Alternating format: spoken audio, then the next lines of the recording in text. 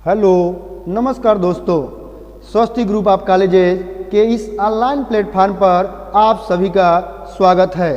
आज हम दीनदयाल उपाध्याय गोरखपुर विश्वविद्यालय के इतिहास विषय के कोड HIS 101 के प्राचीन इतिहास के स्रोतों का वर्गीकरण टॉपिक पे व्यवस्थित रूप में चर्चा करेंगे। सबसे पहले हम इस पे आते हैं कि प्राचीन भारतीय इतिहास के स्रोत, यानी प्राचीन भारतीय इतिहास के स्रोत को कैसे जानेंगे। तो हम देख रहे हैं यहाँ 3 तरीके का विवरण सबसे पहले ऊपर लिखा हुआ है। सबसे पहले है साहित्यिक स्रोत, यहाँ दिखाई दे रहा है आपको। साहित्यिक स्रोत के अंतर्गत, साहित्यिक स्रोत मतलब क्या, जो किताबों में आप व्यवस्थित रूप में देखने को मिलता है वही साहित्यिक स्रोत है, यानी जो लिखा हुआ है उसी को साहित्यिक स्रोत बोलते हैं। सबसे पहला आता है धार्मिक साहित्य, यानी इसमें धर्म की बात संबंधित साहित्य लिखा हो वो धार्मिक साहित्य है। दूसरा इसका आता है साहित्यिक स्रोत का दूसरा जो पार्ट है वो है लौकिक साहित्य, यानी धर्म से परे। इसको धर्म के परे का मतलब क्या है कि किसी राजा के विषय में लिखा गया हो, उसका चरित्र के विषय में, उसके क्या क्वालिटी थी इसके बारे में लिखा गया है, ये लौकिक साहित्य के रूप में आता है। इसके अंतर्गत भी देखिए, सबसे पहले इसको लौकिक साहित्य को समझ लेते हैं, फिर आते हैं धार्मिक साहित्य पे। तो लौकिक साहित्य को देखेंगे तो यहाँ लौकिक साहित्य यानी अर्थशास्त्र लिखा गया है। आप देख रहे होंगे अर्थशास्त्र कौन लिखा था, कौटिल्य ने इसकी बायोग्राफी तैयार की थी, लिखा था। अर्थशास्त्र कौटिल्य की रचना है, उसमें कैसे शासन चलेगा, किस तरह की व्यवस्था होगी, इसके बारे में अध्ययन कराया जाता है और अध्ययन के लिए बुक तैयार की गई थी। दूसरा आप देखेंगे हर्षचरित, तीसरा है राज तरंगणी, यानी विशेष तौर पे किसी धर्म की बात न होके कुछ दूसरे तरह की व्यवस्था के लिए, यानी किस तरह से हम समझेंगे किसी राजा का चरित्र या किस तरह का शासन चलेगा, इसका व्यवस्थित रूप में जो साहित्य में मिलता है वो लौकिक साहित्य के अंतर्गत आता है। अब है साहित्यिक स्रोत यानी धार्मिक साहित्य। धार्मिक साहित्य के अंतर्गत 4 प्रकार से आता है। एक पहला है ब्राह्मण साहित्य, दूसरा आता है बौद्ध साहित्य, तीसरा आता है जैन साहित्य और चौथा आता है महाकाव्य। हमको जो अध्ययन करना है वो मुख्य तौर पे ब्राह्मण, यानी पहला जो पॉइंट है वो है ब्राह्मण साहित्य। ब्राह्मण साहित्य के अंतर्गत आपके 4 पार्ट दिखाई दे रहे हैं। एक है वेद, एक है उपनिषद, तीसरा है आरण्यक और चौथा है वेदांत। यानी 4 प्रकार से ब्राह्मण साहित्य को बांटा गया है, जिसमें सबसे पहले हम लोग वेद पढ़ेंगे। अब मैं आपको ये सभी चीज़ें आगे ले चलने के पहले मैं आपको सबसे पहले साहित्यिक स्रोत के धार्मिक साहित्य पे ले चलता हूँ। साहित्यिक स्रोत में आप देखिए, साहित्यिक स्रोतों के तहत विभिन्न साहित्यिक ग्रंथों से प्राप्त ऐतिहासिक सामग्री का अध्ययन एवं विश्लेषण किया जाता है। साहित्यिक स्रोतों को 2 भागों में बांटा गया है, जैसा कि मैं ऊपर आपको समझाया था। एक था धार्मिक साहित्य और दूसरा था लौकिक साहित्य या धर्मेतर साहित्य। इसमें सबसे जो पहला पॉइंट आता है जिसकी मैं बात कर रहा था वो था धार्मिक साहित्य। धार्मिक साहित्य के अंतर्गत धार्मिक साहित्य को पुनः 4 भागों में बांटा गया है। एक आता है ब्राह्मण साहित्य, दूसरा आता है बौद्ध साहित्य, तीसरा आता है जैन साहित्य और चौथा आता है महाकाव्य, जो मैं अभी जस्ट पहले आपको बताया हूं। अब सबसे पहले ब्राह्मण साहित्य की बात करते हैं। ब्राह्मण साहित्य, ब्राह्मण साहित्य के तहत वेद, ब्राह्मण ग्रंथ, उपनिषद, वेदांग, महाकाव्य, पुराण तथा स्मृति ग्रंथ आते हैं। अब सबसे पहले हम लोग ब्राह्मण साहित्य में सबसे जो पहला आता है वो आता है वेद। वेद से हम लोग शुरुआत करेंगे ब्राह्मण साहित्य का। तो वेद भारत के सबसे प्राचीन ग्रंथ हैं। सबसे पहले लिखित अगर कोई पुस्तक प्राप्त है हम लोग जिससे हम धर्म की बात सोचते हैं या धर्म को जानते हैं तो वो है हमारा वेद। और वेद वैदिक कालीन संस्कृत के ज्ञान का एकमात्र स्रोत होने के कारण सबसे ऐतिहासिक महत्व भी बहुत अधिक है इसका। इसमें वेदों की संख्या भी कितनी है जानते हैं? वेदों की संख्या कितनी है? 4, जिसमें मुख्य तौर पर ऋग्वेद, यजुर्वेद, सामवेद और अथर्ववेद, ये 4 वेद काफी कुछ वैदिक कहे प्राचीन इतिहास के बहुत कुछ चीजों का विश्लेषण इस 4 वेदों के माध्यम से ही हो जाता है। यानी अगर प्राचीन इतिहास को जानना है तो इन 4 वेदों की जो जो अध्ययन कर ले वो बहुत अच्छे से प्राचीन इतिहास के बारे में जानकारी एकत्र कर सकता है। अब आता है ऋग्वेद। पहला जो हम पढ़ेंगे, ऋग्वेद को हम पूर्व वैदिक काल भी कहते हैं या ऋग्वैदिक काल भी कहते हैं। ऋग्वेद का जो रचना हुआ वो पूर्व वैदिक काल में या फिर ऋग्वैदिक काल में हुआ। इसका जो टाइम पीरियड था वो 1500 से लेकर 1000 ईसा पूर्व माना गया है। और इस पूरा पुरातन का जो उस दौर की जानकारी का स्रोत है वो एकमात्र स्रोत ऋग्वेद है। यानी कि 1500 ईसा पूर्व से लेकर 1000 ईसा पूर्व की अगर जानकारी जाननी है तो उसका एकमात्र स्रोत है कौन है? ऋग्वेद। अब देखिए उत्तर वैदिक काल, अब ये पूर्व वैदिक काल हो गया जिसमें केवल हम लोग ऋग्वेद की अध्ययन करते हैं, लेकिन उत्तर वैदिक काल का जब हम बात करेंगे तो इसका जो टाइम पीरियड है वो 1000 ईसा पूर्व से 600 ईसा पूर्व है। और इसमें प्रमुख स्रोत जो इतने समय की जो जानकारी हमको प्राचीन समय का लेना है 1000 ईसा पूर्व से लेकर 600 ईसा पूर्व, उसमें विशेष तौर पर यजुर्वेद, सामवेद और अथर्ववेद और ब्राह्मण ग्रंथ एवं उपनिषद से हमको प्राप्त होती है। विशेष तौर पे जो ये 1000 से लेकर 600 ईसा पूर्व है इसमें यजुर्वेद, सामवेद और अथर्ववेद इन तीनों का विशेष स्थान आता है और उस समय की हमको प्राचीन जानकारी प्राप्त होती है। अब आगे देखिए ऋग्वेद की अधिकांश भाग, जो ऋग्वेद है उसका अधिकांश भाग है वो देव स्तुतियों से भरा हुआ है, यानी पूजा अर्चन से भरा हुआ है। पूजा कैसे करना है, पूजा किस रूप में करना है, किसे करना है, ये सबका विवरण व्यवस्थित रूप में मंत्र के माध्यम से मिला, उसमें लिखित विवरण उपलब्ध है। यहाँ कह रहा है कि ऋग्वेद का अधिकांश भाग स्तुतियों से भरा हुआ है। कुछ मंत्र ऐतिहासिक घटनाओं का भी उल्लेख करते हैं, उस दौर में जो ऐतिहासिक घटनाएं घटित हुई हैं उसका भी उल्लेख देखने को मिलता है। ऋग्वेद काल की एक प्रमुख ऐतिहासिक घटना 10 राजाओं का युद्ध भी है, इसका उल्लेख ऋग्वेद में मिलता है। ऋग्वेद की 5 शाखाएं हैं। ऋग्वेद के अंतर्गत 5 शाखाएं हैं। पहला शाकल, दूसरा वास्कल, तीसरा अश्लायन, चौथा सांख्यायन और 5वां मांडुक्य। इन 5 शाखाओं में यह ऋग्वेद विभाजित है।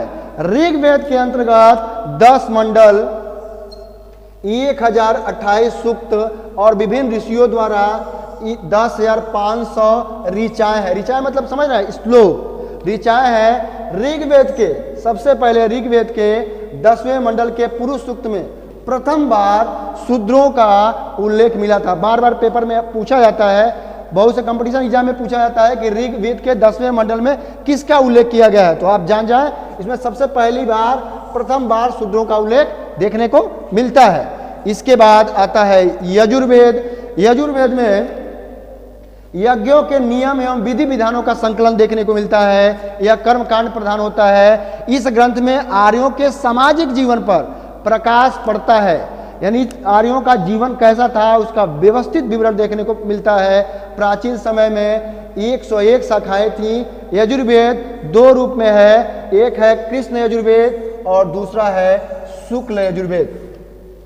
तीसरा जो आता है, तीसरा जो धर्म हम लोग का ग्रंथ है वो आता है वेद है, सामवेद। शाम का शाब्दिक अर्थ होता है गाना या गान, देखने को हमको प्राप्त होता है। गान मतलब गाना। इसमें मुख्यतः यज्ञों के अवसर पर गाए जाने वाले मंत्रों का उल्लेख देखने को मिलता है। इसमें भारतीय संगीत का मूल भी कहा जाता है, इसे भारतीय संगीत का व्यवस्थित रूप भी कहा जाता है।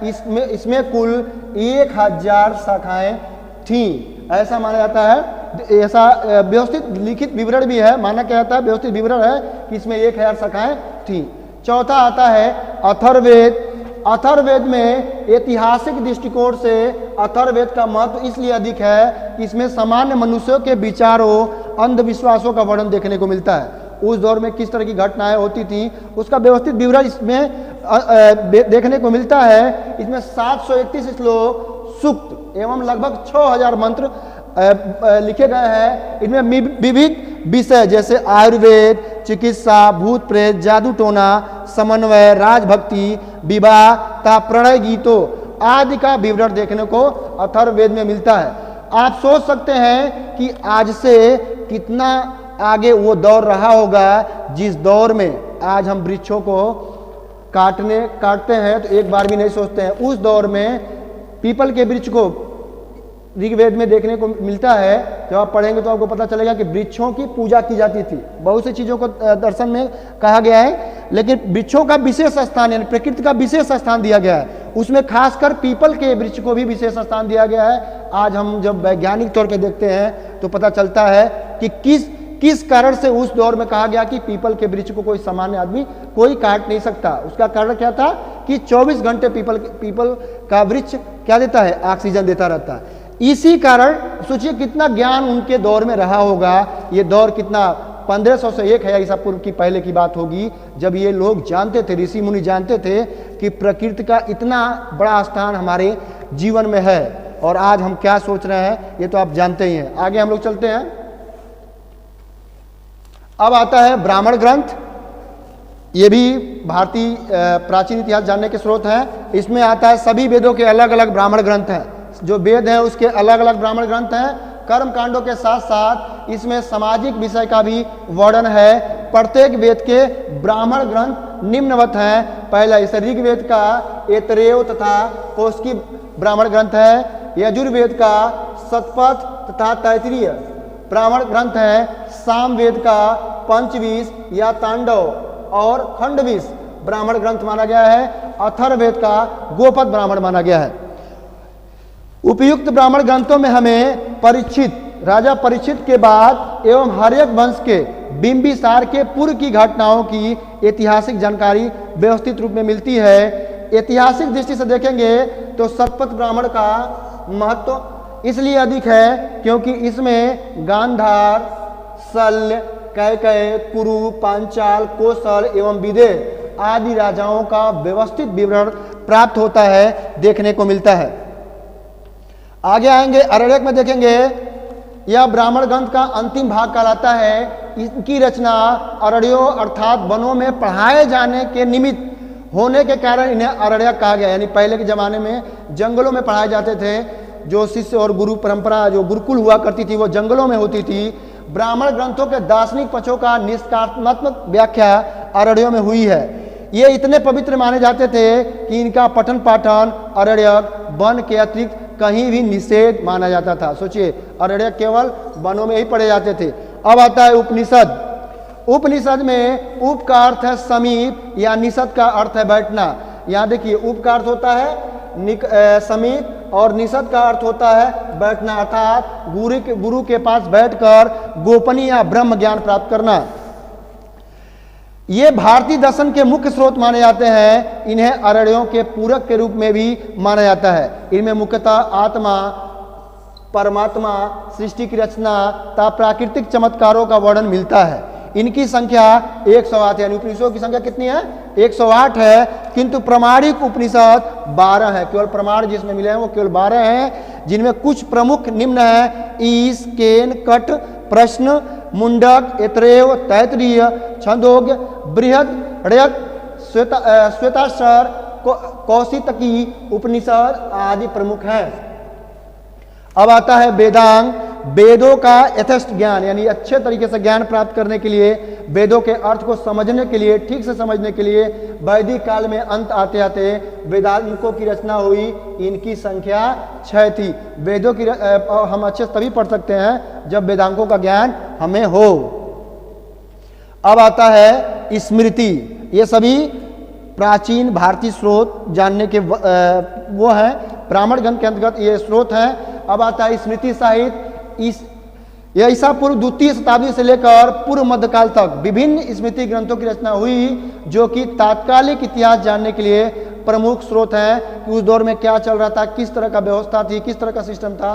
कुछ प्रमुख स्मृति ग्रंथ निम्नलिखित हैं, जिसमें मनुस्मृति, आज भी बहुत चर्चा मनुस्मृति की होती है। दूसरा आता है याज्ञवल्क्य स्मृति, तीसरा आता है नारद स्मृति, चौथा आता है पराशर स्मृति, पांचवा आता बृहस्पति स्मृति और कात्यायन स्मृति। सभी का सम यहाँ दिया हुआ है विवरण।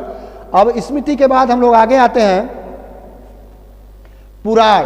पुराण का काफी चर्चा हम आज के दौर में भी देखने को मिलता होगा।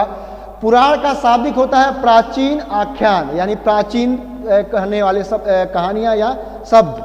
5वीं से 4वीं शताब्दी ईसा पूर्व में पुराण ग्रंथ अस्तित्व में आ चुके थे। पुराणों के अंतर्गत हम प्राचीन शासकों की वंशावली पाते हैं, यानी उस दौर में कैसा वंशावली था, ये पाते हैं, किस तरह के वंश चलते थे, किस तरह का शासन होता था, ये सभी का वर्णन हमको देखने को मिलता है। विशेष तौर पे महर्षि लोमहर्षता उनके पुत्र उग्रश्रवा माने जाते हैं। पुराण सरल एवं व्यवहारिक भाषा में लिखे गए जनता के ग्रंथ है, जिन्हें प्राचीन ज्ञान विज्ञान, पशु पक्षी, वनस्पति विज्ञान, आयुर्वेद इत्यादि का विस्तृत वर्णन देखने को मिलता है। विशेष तौर पे 3 पुराण बहुत ज़्यादा इंपॉर्टेंस रखते हैं। पहला है विष्णु पुराण, दूसरा है मत्स्य पुराण और तीसरा वायु पुराण। विष्णु पुराण में मौर्य वंश का इतिहास का, मौर्य वंश का पूर्णतः विवरण मिलता है। मत्स्य पुराण में आंध्र वंश एवं शुक वंश के इतिहास पर प्रकाश डालता है। और तीसरा आता है वायु पुराण, इसमें गुप्त साम्राज्य एवं चंद्रगुप्त प्रथम का व्यवस्थित विवरण या उल्लेख मिलता है। अब आगे हम लोग चलते हैं। आज का टॉपिक मैं यही समाप्त कर रहा हूं, फिर आगे आपसे मुलाकात होगी। बहुत बहुत धन्यवाद।